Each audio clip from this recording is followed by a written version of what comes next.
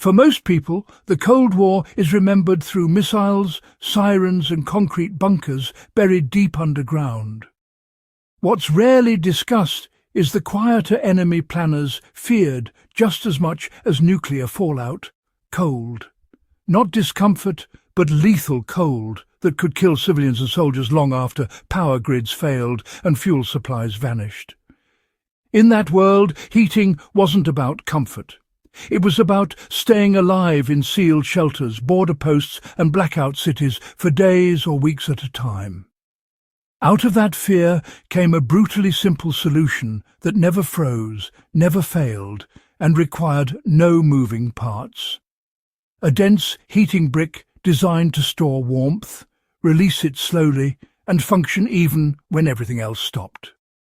No electricity, no flames, just mass, heat, and patience.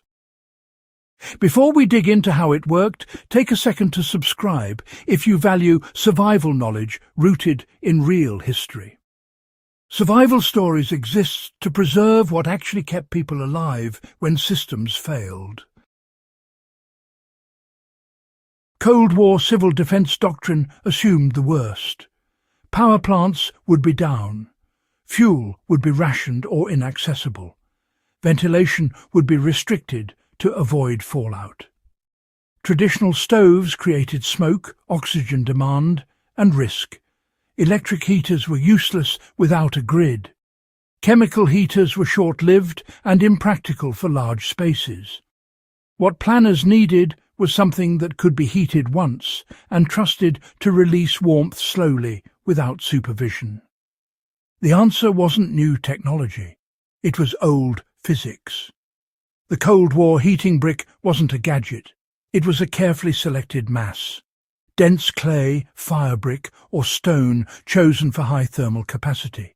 These materials absorb heat slowly and release it even more slowly. Heated fully, they become stable reservoirs of warmth. In shelters and remote installations, bricks were heated in centralized furnaces or stoves during short burn windows. Once hot, they were sealed into wall cavities, placed under bunks, stacked beneath seating, or wrapped in cloth and distributed through rooms. The key wasn't how hot they got.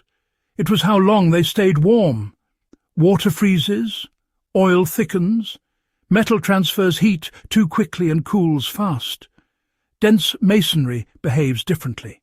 Once heated, it resists temperature change. Even in sub-zero environments, a thermal brick cools gradually, releasing stored energy hour by hour.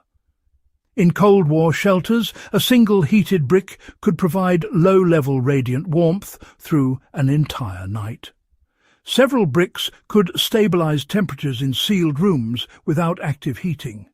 No sparks, no fumes, no mechanical failure. This mattered because frost inside shelters was a real threat. Condensation could freeze on walls. Breath could ice over vents. The bricks acted as anchors against temperature collapse. So, thermal bricks were, really common in Eastern Bloc civil defence shelters, Arctic border posts, rail depots and rural installations, especially in places where fuel deliveries were, unreliable. Variations of this idea actually showed up in Scandinavia too, where masonry heat storage had centuries of precedent. The practice wasn't exactly advertised as some new innovation. It was just treated as common sense. The idea was simple. Heat the mass when fuel is available, and then let physics do the rest. Bricks were heated until thoroughly warm, but never glowing. Overheating would just waste fuel and could even crack the bricks. Once removed from the fire, they were insulated lightly with cloth, or sometimes even embedded in walls to slow down heat loss. In sleeping quarters, bricks were placed near feet or beneath platforms, but never directly against the skin. In communal rooms, they were spaced evenly to prevent hot spots. The goal here was steady warmth, not sudden bursts of heat. Rotation also mattered. A few bricks would be reheated while others cooled. This staggered approach honestly allowed for continuous warmth with minimal fuel input. The principle behind the Cold War heating brick is honestly timeless. Thermal mass is one of the most reliable survival tools ever used. It doesn't break, it doesn't leak, and it definitely doesn't care about supply chains. Modern survivalists can use the same logic, by heating stones, bricks, or dense ceramic safely and using them to stabilize temperature in shelters, tents, or cabins. The lesson here isn't really about copying Cold War shelters, it's about understanding how heat actually behaves. Short, intense heating, followed by a long passive release, is way more efficient than constant burning, especially in fuel-scarce environments.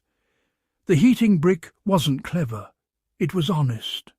Cold War planners didn't assume rescue or resupply. They planned for silence, darkness, and cold. Their solutions respected physics rather than fighting it.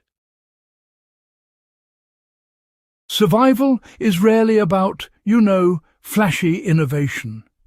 It's really about choosing methods that fail slowly, predictably, and safely.